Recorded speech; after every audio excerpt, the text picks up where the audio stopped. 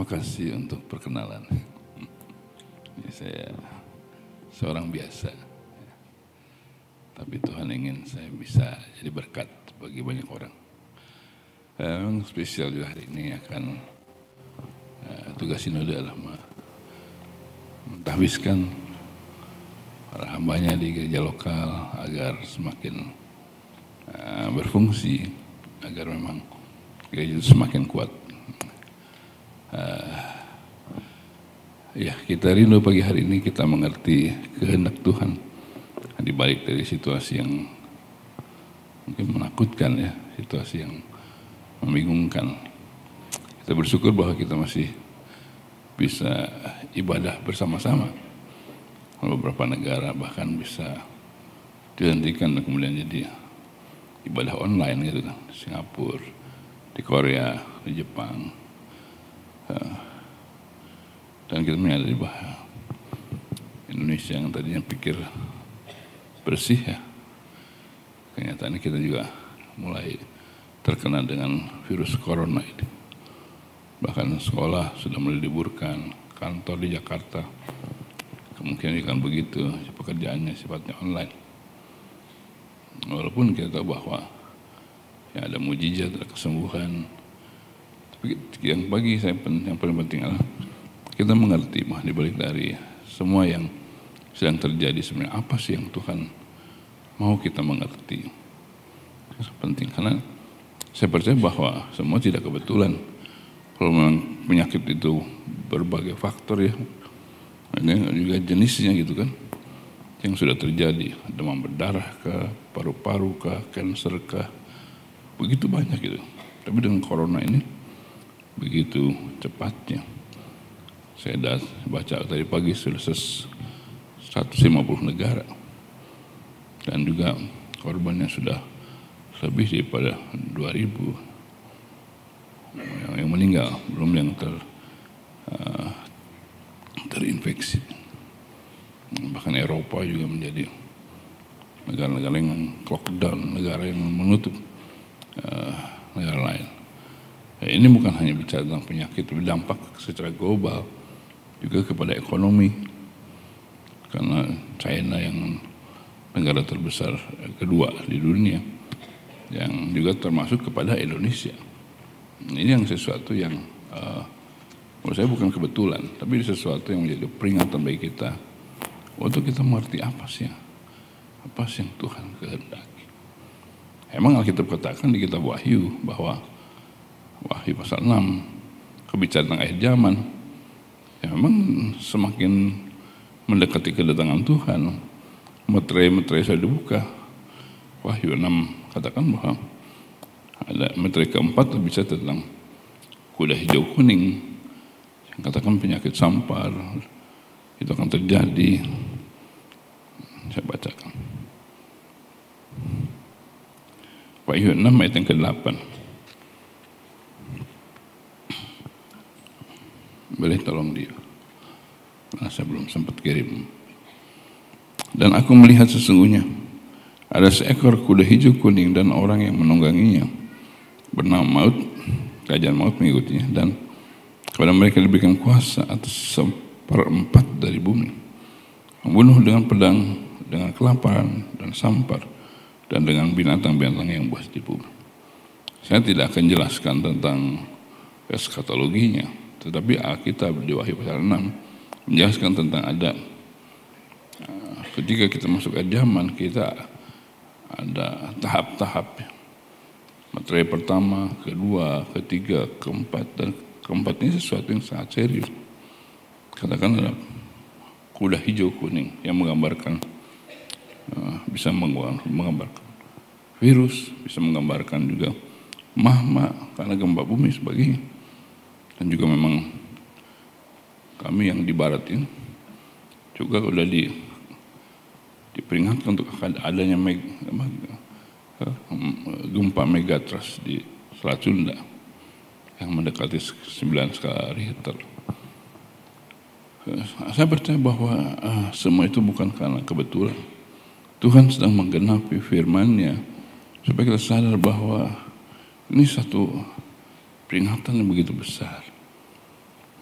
Ini sesuatu yang sangat serius.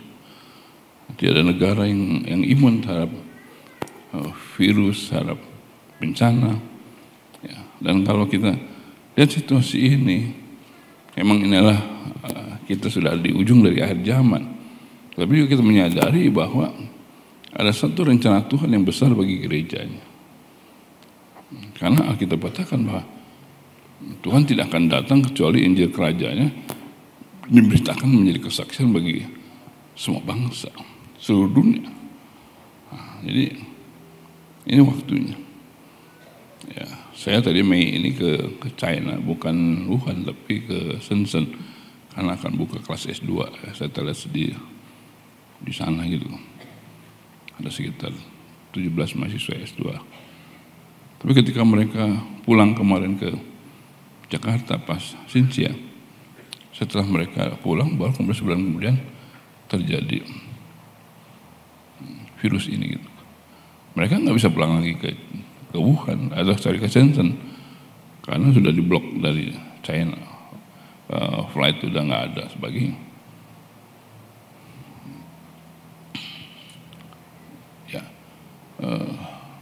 Ya tujuan saya kenapa mau buka kelas S2 supaya mereka dipersiapkan untuk masuk ke pelayanan di China. Karena mereka ada sekitar berapa pelayanan di kota-kota itu masuk ke orang China. Jadi ketika mereka nggak bisa pulang ke sana, ya sebelum sudah sementara mereka ada di Jabodetabek, kita buka kelas saja di Jakarta dulu sampai China tenang, baru kita akan lanjutkan di sana. Maksudnya bahwa ya kita nggak boleh takut. Kita percaya bahwa ada Tuhan yang sedang bekerja. Amin.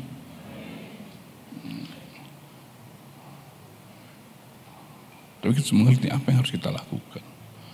Dan kalau kita baca salah satunya di kitab Hagai, kenapa Tuhan izinkan kegoncangan? Ya sebenarnya juga sudah diperingatkan dulu kan. Hagai 2 ayat ke-7 dan ke-8 jelaskan di situ. Ada makasih. Di sini. Ayat yang ke-7.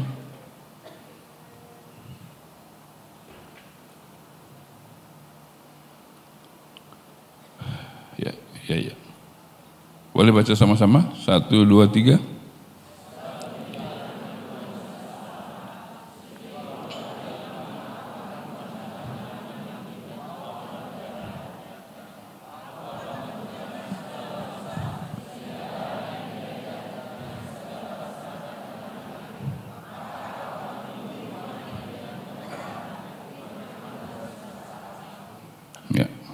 Jadi Alkitab katakan bahwa kegoncangan terjadi bukan karena kebetulan. Karena pusatnya hatinya Tuhan adalah bagaimana Tuhan bisa menyatakan kemegahannya, kemuliaan. Dan kemuliaannya dinyatakan melalui gerejanya. Itu ketetapan Tuhan. Kalau kita baca sepanjang kitab Kejadian sampai Wahyu, kita melihat Tuhan konsisten bahwa gereja seharusnya menjadi rumah Tuhan. Gereja harusnya menjadi tempat perlindungan. Gereja harusnya menjadi jawaban. Dan sekarang dunia sedang membutuhkan itu. Nggak ada tempat yang paling aman. Tuhan akan menggoncangkan. Karena apa? Karena Tuhan ingin agar Tuhan menggenapi firman-Nya. Gereja menjadi rumahnya yang mengalami kemegahan. Nah, persoalannya sekarang adalah bagaimana kita menjadi seperti yang Tuhan kehendaki. Gereja seperti yang Tuhan kehendaki. Dan Tuhan tidak pernah akan berubah. Ini ketetapan Tuhan dari mulanya. Bahwa Tuhan hadir di gerejanya. Di rumah rohaninya. Tuhan ingin menyatakan kemuliaannya, kemegahannya. Tuhan ingin agar gereja atau rumah Tuhan menjadi rumah yang diberkati luar biasa. Dan juga gereja atau rumah Tuhan menjadi tempat bagaimana warisan ilahi yang sejak Abraham dialami oleh gerejanya. Ini sesuatu yang sangat penting. Tapi kita harus mengerti bahwa ada bagian kita yang Tuhan minta untuk kita membangun gerejanya di akhir zamannya. Itu yang sangat penting. Saya ingat betul ketika ketika tahun 2010 saya sakit hampir meninggal. Saya terkapar, nafas aja susah. Tuhan bilang bahwa bangunlah rumahmu. Saya sudah melayani waktu itu sudah 30 tahun. Karena Tuhan ingin agar lahir anak-anak dari rumah rohani. Di rumah Tuhan. Dan saya tahu rumah rohani saya lah Gereja Kristen Kemah Daud. Walaupun saya bisa terlibat dalam kegiatan kegerakan di gereja macam-macam. Tapi saya tahu itu rumah rohani saya. Dan kamu harus menghasilkan manusia, menghasilkan orang. Dan pekerja lahir di rumah rohani.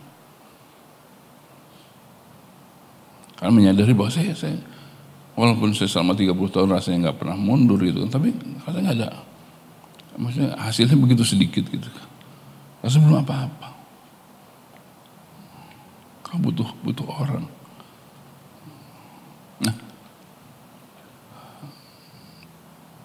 dia menyadarkan saya untuk saya fokus dengan STTLS. Kemudian 2012 saya diminta sebagai ketua sinode GKD. Ya, bukan karena saya ini hobi jadi ketua gitu kan. Apalagi ketuaan. Artinya bahwa saya bukan karena hobi jadi ketua organisasi sama sekali. Apalagi gereja bukan organisasi. Yang mimpin bukan orang yang hebat secara organisasi. Tapi ketika saya sadar bahwa butuh kembali ke rumah, butuh membangkitkan kembali anak-anak rohani mengerjakan pekerjaan Tuhan, ya saya terima sampai akhirnya periode kedua tahun ini saya akan selesai bulan Oktober pas sidang raya. Tapi sama sekali bukan karena saya hobi, bukan karena saya juga punya kemampuan. Ya walaupun sampai hari ini kita bersyukur GKKD semakin baik, makin berkembang. Juga setelah demikian. Tapi apakah ini yang terbaik yang Tuhan mau hari ini, ya kan? Bukankah harusnya ada regenerasi sebagainya gitu kan? Nah, itu kan sangat penting supaya jangan one man show, jangan merasa diri paling hebat. Karena gereja bukan punya saya. Karena itu diangkat para penatua, diangkat para PDM. Itu karena kesadaran bahwa gereja bukan milik seseorang. Gereja milik Tuhan. Tapi juga kita harus mengerti bagaimana kehendak Tuhan membangun gerejanya. Karena gereja bukan milik organisasi atau punya tipe seperti yang orang dunia lakukan. Inilah proses yang sedang dikerjakan di GKKD. Kita nggak mau juga copy paste jadi gereja seperti gereja orang lain gitu kan.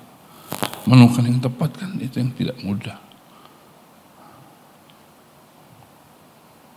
Kadang ketika kita kecil memang ingin besar, tapi ketika besar kita juga berpikir gimana nih mengelola yang semakin besar ini.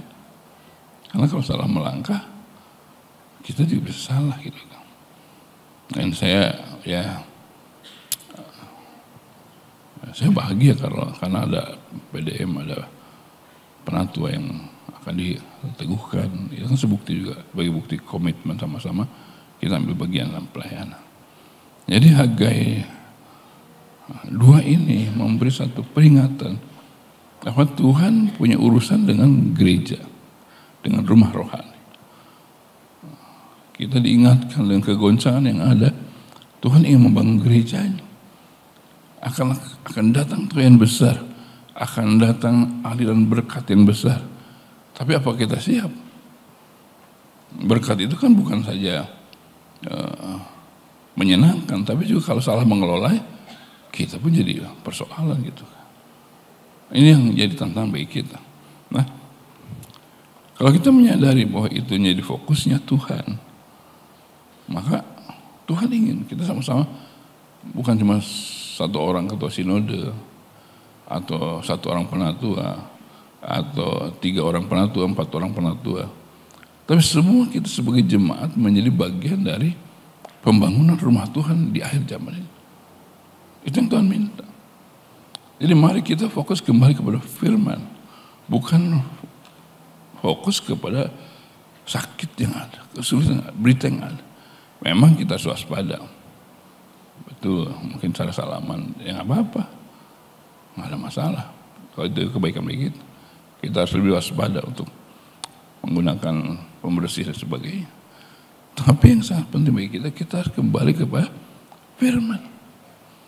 Bahwa yang sedang terjadi bukan karena kebetulan. Yang sedang terjadi bukan karena setan hebat. Setan sudah dikalahkan.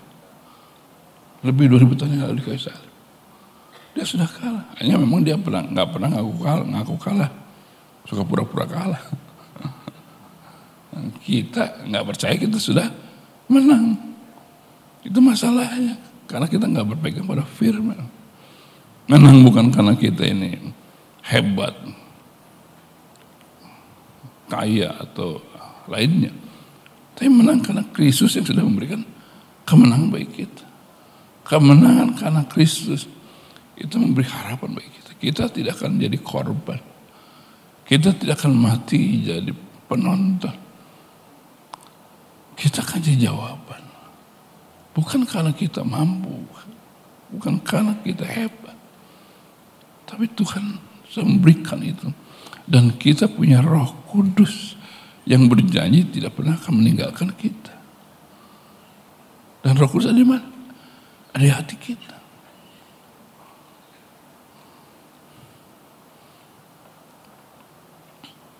Roma 8 katakan apapun tidak akan bisa memisahkan kita dari kasih Kristus.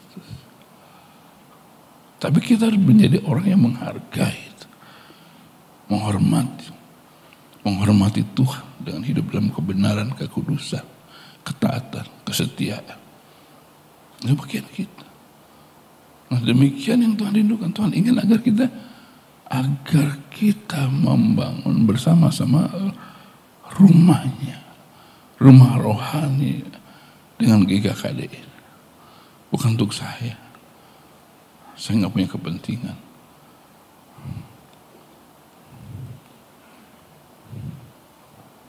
Tapi untuk kita menjadi orang-orang yang menyukakan Tuhan. Nah, ini sudah terjadi dan akan terjadi lagi kegoncangan yang semakin besar. Wahyu 6 tadi kan, materi yang keempat, kelima, keenam, ketujuh. Ini yang sedang terjadi. Tapi kembali fokus kita berfirman Tuhan. Bahwa Tuhan berjanji pasca gelombang kegoncangan yang sedang terjadi dalam berbagai hal. Ini belum bicara tentang kegoncangan yang lain.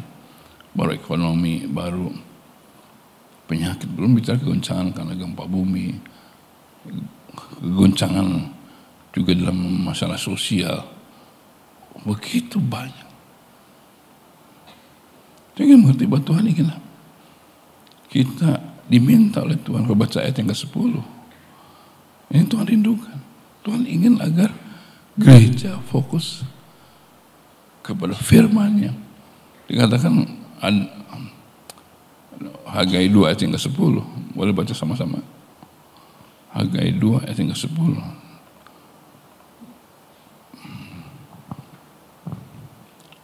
Boleh baca sama-sama. 1, 2, 3. Adapun rumah ini.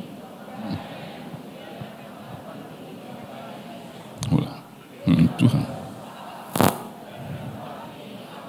berikan damai sejahtera. Firman Tuhan semesta. Alkitab katakan, karena Tuhan ingin membangun rumah, bukan organisasi, bukan sinode, walaupun sinode hanya alat saja. Saya ingat waktu dulu kita di awal tahun 80, mahasiswa di Bandung, termasuk saya mengalami lawatan Tuhan waktu SMA. Kelas 3. Kita nggak punya gereja, nggak punya sinode. Tapi kita ingat, Tuhan bekerja luar biasa. Kenapa kita perlu sinode? Karena menyangkut sakramen. Nggak boleh penjamuan, nggak boleh baptisan, pernikahan. Nah, ini kan persoalan. Kita dianggap jadi liar, dianggap jadi sesat gitu kan. Dianggap kelompok sesat yang menakutkan karena kegerakan yang terjadi. Maksud saya begini, kita ngerti tujuan utamanya apa. Membangun gerejanya itu adalah karena ketaatan kita kepada Tuhan, bukan karena kita ikut-ikutan. Bukan ingin membesarkan nama organisasinya atau orangnya tertentu. Nggak ada. Kita ingin membangun pekerjaan Tuhan yang semakin besar. Bahkan di tengah situasi yang tidak menyenangkan. Saya ingat ketika saya bawa almarhum berobat ke Penang, mendampingi beliau itu begitu sedih. Fokus saya bersama dengan almarhum. Terus saya mengerti bahwa di balik ini pasti ada maksud Tuhan. Saya bilang ada terbuka pelayanan untuk ke bangsa-bangsa. Saya akhirnya bertemu dengan satu sinode di sana, kita buat kerjasama untuk menolong mereka. Saya muridkan mereka. Para pendeta di sana 13 orang. Karena kita percaya bahwa kita tidak mau menjadi pecundang, menjadi orang yang kalah karena masalah. Karena masalah terbesar sudah diselesaikan. Yaitu neraka. Yesus sudah menyelesaikan di kayu salib. Sehingga kita dipindahkan dengan jaminan yang pasti. Tapi sekali lagi, setan itu tidak pernah akan berhenti. Walaupun dia sudah kalah, berkali-kali kalah, berpuluh kali kalah, tapi dia nggak pernah kapok. Jangan pikir kapok. Nanti kapoknya kalau Tuhan udah datang baru kapok. Dihajar habis-habisan. Tapi dia nggak pernah kapok. Dia katakan 1:5, dia seperti singa yang ngaum-ngaum yang berjalan keliling. Terus supaya menerkam kita, supaya kita berhenti. Berhenti untuk kita terlibat dalam pekerjaan Tuhan yang besar. Dan kita bukan orang yang berhenti di tengah jalan. Amin.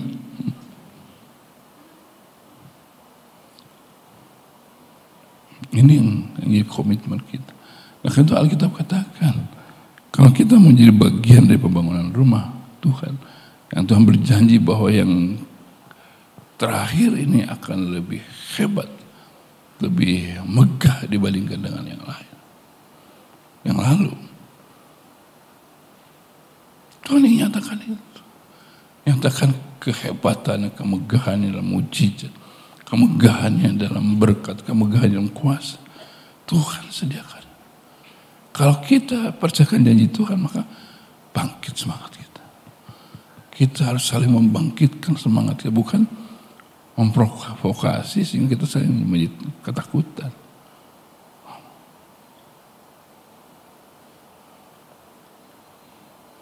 Kenapa harus takut?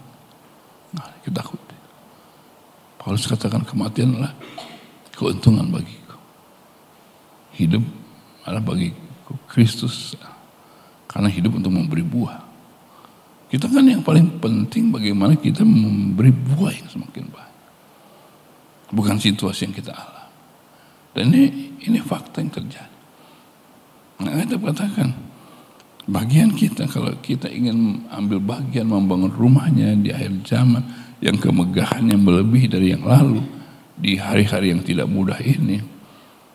Nah, kita katakan kalau kita baca dalam kitab Hagai ayat 1 sampai 7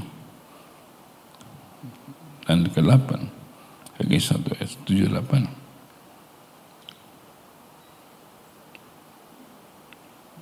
Kita baca ayat di bawah, di atasnya, itu satu peringatan Kenapa kamu salah prioritas?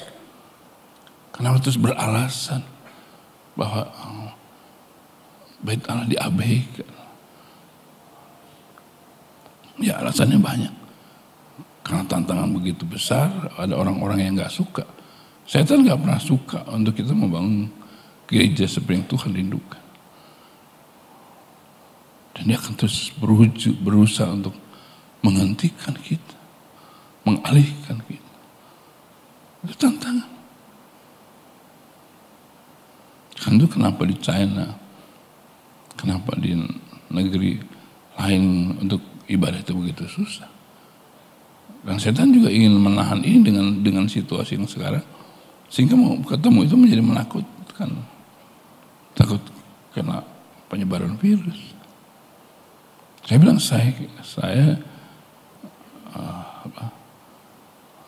setuju untuk kita waspada, tapi bukan karena ketakutan. Ada kisah katanya di gereja tertentu pendeta kena virus corona karena setelah 100 orang jemaatnya jabat tangan dengan dia. Kan jadi takut gitu. Artinya kita tetap harus waspada, tapi jangan karena ketakutan. Ada kuasa Kristus yang mengatasi segala virus apapun. Amin. Kalau saya mau mati 2010 saya udah mati. Nggak ada obatnya. Pak dokter spesialis bilang belum ada obatnya karena komplikasi paru-paru saya. Tapi kalau belum waktunya kan masih hidup. Jadi masih hidup. Nggak boleh. Jangan ada ketakutan. Karena ketakutan justru akan menyebarkan virus ketakutan. Itu sangat penting. Nah, kita katakan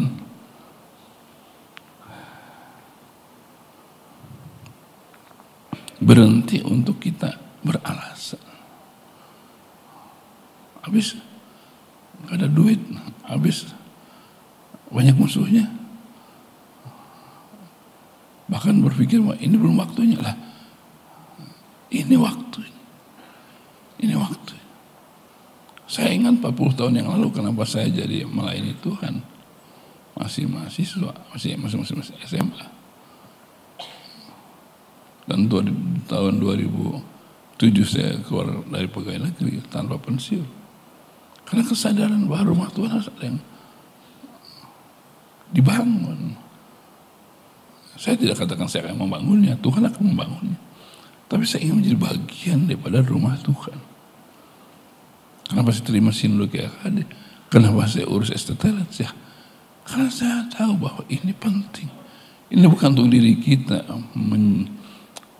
membuat kita jadi tersembunyi dari segala masalah, tapi ini adalah sesuatu yang akan mempengaruhi kota, bangsa, dan generasi.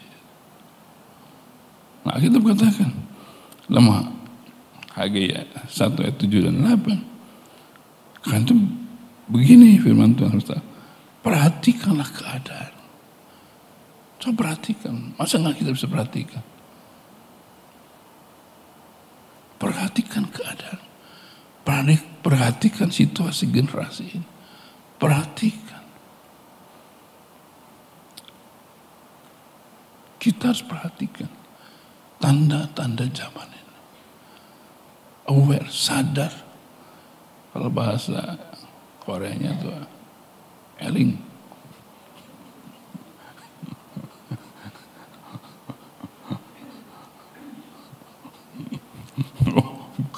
Bahasa Kroya.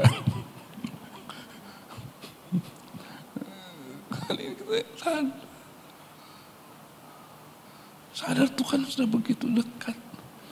Sadar bahwa Tuhan sudah di ambang pintu. Gak bisa main-main.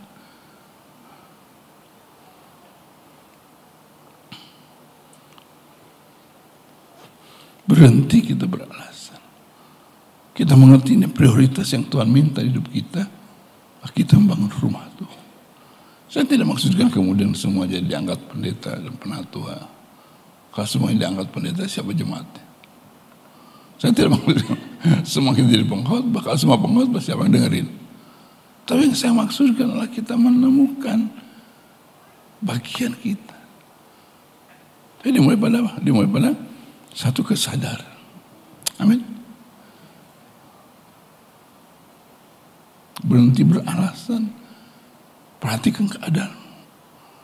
Ini waktu. Saya lihat kemarin ketika kuliah ngajar di STLS di sini Mas. Udah senior, bukan fresh graduate yang lulus SMA gitu. Apa? Bagus, mau belajar kan? Nggak mudah. Tapi kita belajar bukan nambah pengetahuan, nambah nama supaya nanti malaikat agak sedikit hormat pada kita. Karena nama kita nama panjang, bukan. Kita ingin jadi pembaharu. Dan belajar kan nggak dibatasi oleh umur. Tidak ada kata terlambat untuk belajar.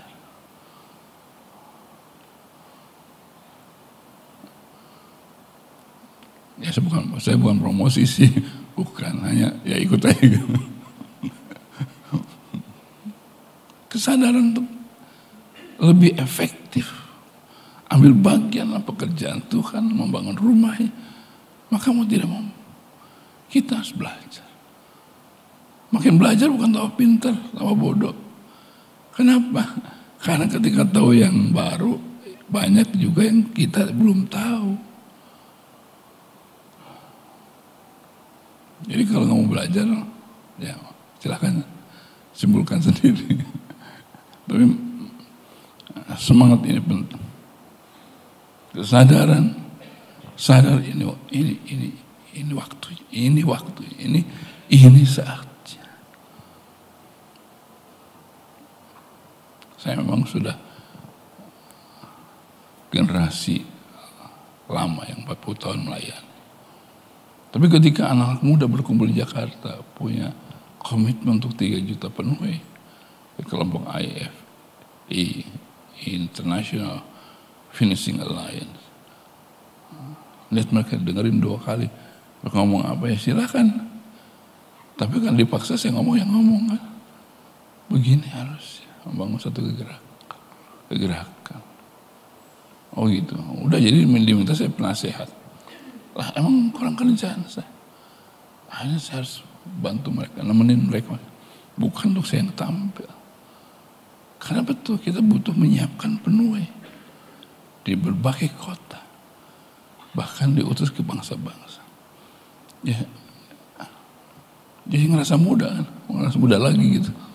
Karena berhadapan dengan tantangan yang masih sangat besar yang Tuhan percayakan. Kalau baca ayat yang ke-8, dikatakan, jadi naiklah ke gunung, bawalah kayu dan bangunlah rumah itu. Maka aku akan berkenan kepadanya dan akan menyatakan kemuliaanku di situ. Tuhan yang menyatakan kemuliaan, itu urusan Tuhan, bukan urusan kita. Tapi janji Tuhan ya dan amin. Tuhan menyatakan kemuliaan di GKD Jogja, GKD yang lain. Tuhan menyatakan dalam gerejanya. Tapi persoalannya, kita mengerti nggak? Kita punya komitmen. Kita menyadari. Yang pertama harus naik ke gunung. Nah, kan gunung Merapi atau gunung. Bukan, ini bisa tentang naik ke tempat yang tinggi, kehadirat Tuhan. Karena itu yang paling tinggi. Mendapatkan pewahyuan yang segar. Karena persekutuan dengan Tuhan. Jangan yang lama, yang baru, yang fresh. Naik ke gunung bisa tentang standar yang Tuhan ingin bangun di GKKD. Standar kehidupan bukan dengan standar dunia, tapi standar firman Tuhan. Dalam keluarga, dalam keuangan, dalam pekerjaan, dalam masalah orang muda. Kita punya standar. Standarnya firman Tuhan. Bukan kita mau bangun hukum Taurat. Tapi karena kita harus raise up our standard. Karena anugerahnya memampukan kita. Roh Tuhan yang akan memampukan kita. Ya pernah gagal ya bukan berarti kemudian menganggap itu biasa. Kita harus perbaiki. Nggak ada manusia yang sempurna. Nobody perfect. Kalau saya lihat di sini kan ada tulisan kan apa tuh? Under construction. Ya kalau kita sempurna sudah nggak ada di sini lagi. Buktinya kita belum sempurna ya. Kita masih ada di sini. Tapi kita bukan nganggap itu biasa. Naik ke gunung bisa tanpa wahyuan. Ya, kenapa belajar extraterrestre? Kita walaupun sekolah teologi ya, saya ingin mengajarkan sesuatu yang memang bisa diterapkan di zaman kita. Bukan belajar masa lalu, apa yang Tuhan singkapkan kepada kita. Ini penting. Kenapa? Karena begitu banyak yang bisa menyesatkan. Tuhan ingin kita dengan tepat memahami apa yang Tuhan kehendaki.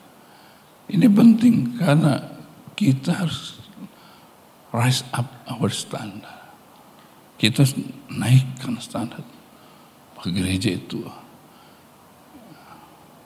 tidak memalukan kepada dunia. Dalam kekudusan, dalam ketaatan, nilai-nilai naik ke gunung. Tapi untuk itu kan seringkali nggak mudah. Karena ada proses kan. Kita suka dengan apa yang biasa kita lakukan. Ketika kita menaikkan standar kita, belum tentu semua setuju kan. Komplain. Karena mengganggu kenyamanan. Ya atau betul? Ya kira-kira begitu. Artinya bahwa kita suka dengan kenyamanan. Kita nggak mau diganggu. Tapi Alkitab katakan kita harus naik ke gunung. Nah kalau kita ingin bangun rumah Tuhan, kita nggak mau berubah, ya susah. Karena ketika pewahyuan Tuhan singkapkan, Tuhan ingin kembalikan kita dengan standar yang Tuhan mau, kita akan protes. Kita cari yang gampang. Saya berdoa agar itu tidak terjadi. Ini yang sangat penting. Yang ketiga adalah naik ke gunung bawa kayu katanya. Ya kayu itu bisa tentang apa? Ya bisa tentang sesuatu yang kita berikan. Ada sesuatu yang Tuhan minta di hidup kita. Bukan naik ke gunung kemudian kita dengan tangan hampa. Apa yang Tuhan minta? Uang kita, cita-cita kita, waktu kita, masa depan kita. Ketika saya masih SMA, mau masuk mahasiswa, ya saya punya mimpi untuk nanti suatu kali saya jadi jenderal gitu kan. Saya latih, saya siapkan di saya. Tapi ketika ketemu Tuhan bilang enggak, kamu jadi misionari.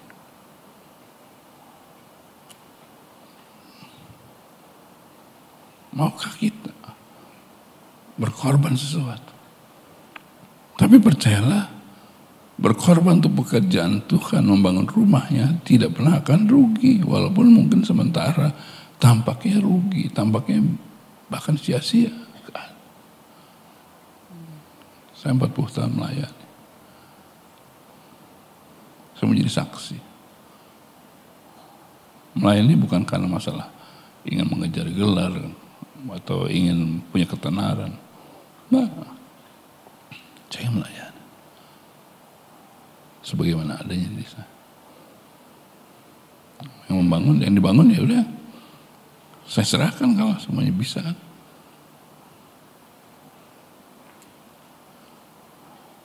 Jadi kalau Tuhan minta sesuatu jangan tahan, harus berani berikan apa yang Tuhan mau. Masa muda kita, keluarga kita, uang kita, hidup kita. Bukan karena Tuhan butuh kita, tapi karena Tuhan beri anugerah kepada kita untuk ambil bagian dalam rencana Tuhan yang kekal, membangun rumahnya yang akan dipenuhi dengan kemuliaan. Itu kan anugerah. Anugerah kita dilayakkan untuk ambil bagian dalam rencana Tuhan yang kekal. Tuhan inginkan itu. Ada komitmen untuk kita mau bayar harga. Sebenarnya bukan harga juga, karena Yesus sudah membayarnya. Hanya kita lebih anugerah untuk ambil bagian. Dia minta sesuatu dari kita. Kalau semangat untuk kita berkorban tidak lagi dalam kekristenan, maka itu kekristenan yang palsu.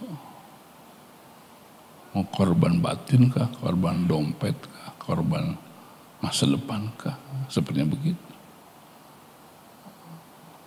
Karena kekristenan identik dengan sacrifice. Sacrifice sebagai bukti ketaatan kita kepada Tuhan. Udah yang terakhir, katakan bangunlah rumah itu. Bangun rumah itu. Bangun rumah rohani itu. Bangun gerejanya. Bangun, yang dibutuhkan kita konsisten terus menerus, karena membangun rumah itu kan butuh waktu, butuh juga kita mengerti apa yang harus kita lakukan, karena membangunnya tidak semuanya sendiri. Bangun rumah itu ada tantangan, konsisten terus bangun rumah itu, fokus. Selesaikan bangun rumah itu.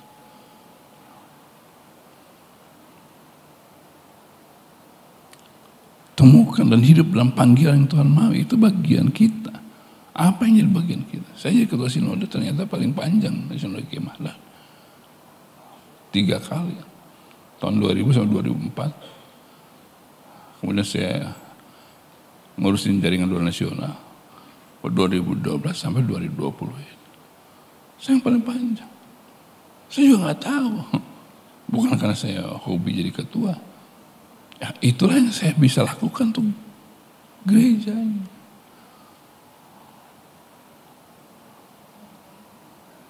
Ya, kita lakukan sesuai dengan karunia yang Tuhan berikan pada kita. Mungkin ada karunia memimpinnya yang Tuhan pakai itu. Karena itu Tuhan berikan. Untuk apa? Untuk menjadi pelayan. Bukan jadi bos, jadi hamba bagi semuanya. Untuk membangun rumah Tuhan. Jadi mari Bapak Ibu Saudara yang dikasih Tuhan, berhenti beralasan. Hentikan itu. Kemudian perhatikan keadaan kita. Sadar situasi yang ada hari ini. Dunia sedang membutuhkan gerejanya. Tuhan sedang beri anugerahnya kepada kita. Kemudian, yuk punya komitmen untuk kita naik ke gunung. Semakin intim dengan Tuhan. Menemukan pewahyuan yang segar. Biar Tuhan naikkan standar hidup kita. Dalam nama Yesus. Karena kita punya roh Tuhan, roh kudus, supaya kita hidup kudus.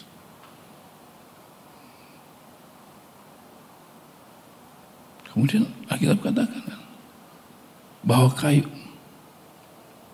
buat komitmen kita untuk kita menjadi orang-orang yang rela untuk berkorban.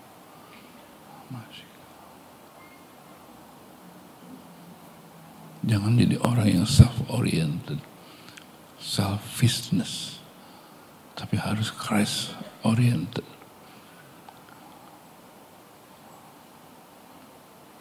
Nah, kita katakan seperti itu. Baru kita bangun rumah itu. Butuh fokus, butuh konsistensi, butuh hidayah tahan. Untuk saya bisa sampai hari ini 40 tahun melayani, bukan berarti tidak ada masalah. Begitu banyak masalah, begitu banyak ujian. Tapi masalah Tuhan masih ingin saya ambil bagian. Ya saya hanya hambanya. Kalau secara manusia, ya saya harusnya sudah selesai. Tapi Tuhan bilang belum, masih ada tugas yang harus terus membakar semangat kita. Saya udah ingin semua keliling, puluhan tahun saya keliling Indonesia. Tapi ya, kalian jadi berkat ya. Kalian ke Jogja, besok pulang langsung ke Medan. Selasa pulang dari sana, Kamis ke Timika.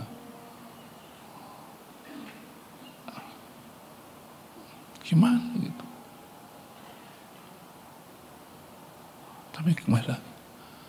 Kalau kita menyadari bahwa ini waktunya, ya udah habis-habis sekalian kan, habis-habisan. Karena kita tahu bahwa itu penghargaan yang Tuhan berikan pada hidup kita. Amin.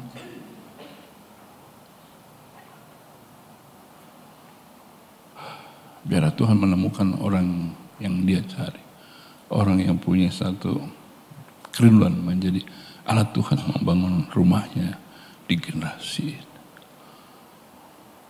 dengan komitmen konsisten, fokus. Itu yang Tuhan minta.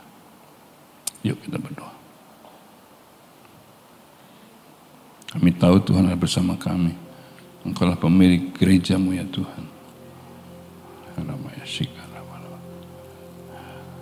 Kami tahu ya Tuhan, kegoncangan yang sedang terjadi bukan karena Engkau ingin meninggalkan kami ya Tuhan, tapi karena Engkau ingin Tuhan menggenapi janji-Mu ya Tuhan. Engkau rindu rumah-Mu dibangun ya Tuhan di akhir zaman. Ya Ramaya Syakara. Mari saudaraku, Tuhan katakan perhatikan keadaanmu. Orang bukan karena engkau kurang berusaha, bukan karena engkau kurang berjuang, tapi karena aku sedang menggoncangkan semua. Karena aku rindu gerejaku akan menjadi megah, menjadi mulia.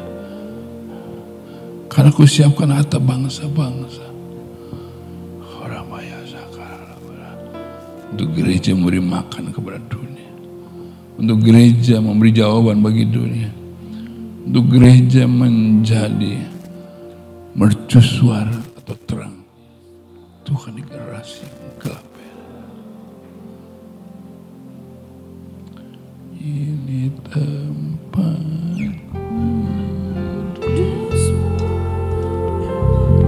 ini tempat suci, ku rasakan kasih-Mu saat ku memandang-Mu, betapa kerajaan-Mu, jadilah kehendak-Mu. Ini tempat kudus-Mu, ini tempat suci-Mu. Saya percaya Tuhan sudah berbicara kepada masing-masing kita. Masalahnya bukan karena yang lain, bukan karena setan. Tapi masalahnya, adakah umat Tuhan yang punya komitmen dan berkata, Tuhan, aku ingin membangun rumah-Mu ya Tuhan di bumi melalui gereja yang ada GKK. Aku mau ya Tuhan naik ke gunung-Mu, membawa kayu, membangun rumah. Bukan karena aku bisa, bukan karena aku berpengalaman, bukan karena aku hebat. Tadi kami tahu ya Tuhan, sudah cukup ya Tuhan. Hentikanlah ya Tuhan, hentikanlah situasi yang ada. Dalam nama Yesus, biar orang tidak mati dengan sia-sia, tapi orang bisa bertemu dengan Engkau ya Tuhan. bangsa-bangsa bisa menyembah ya Tuhan. Rabaya Shagala Labalabaya Urabaya Sakara Labaya Sandala Labala Urabaya Sik. Kalau engkau rindu menjawab apa yang menjadi kerinduan Tuhan, angkat tanganmu kepada Dia, katakan kepada Tuhan, ini aku ya Tuhan, ini aku ya Tuhan. Oh Rabaya Saka, aku tidak mau jadi penonton, aku tidak mau tinggal juga dalam ketakutan. Aku mau ya Tuhan jawaban bagi generasi ini ya Tuhan, karena Engkau sumber kekuatannya, karena aku tahu aku punya roh Tuhan yang lebih besar dari roh dunia ini. Lalu nama Yesus pakai Tuhan, pakai hidupku, pakai orang-orang muda, pakai keluarga-keluarga, pakai ya Tuhan semua yang mereka bekerja. Pakailah nama Yesus, urapi ya Tuhan hamba-hambamu, umatmu ya Tuhan. Di pagi hari ini ya Tuhan, punya komitmen baru dalam nama Yesus, di dalam nama Yesus. Urabaya sakara lamaya sakara, ya ramaya sandara ramaya sikara ramaya urabaya sakara. Ini tempat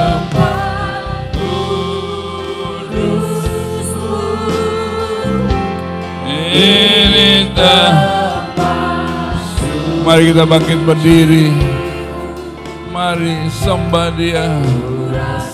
Kami tahu Tuhan, firman akan digenapi, baru mau akan mendengar kemuliaan Engkau, kemegahan, harta bangsa bakal mengalir ke rumahmu di dalam nama Yesus, dalam nama Yesus.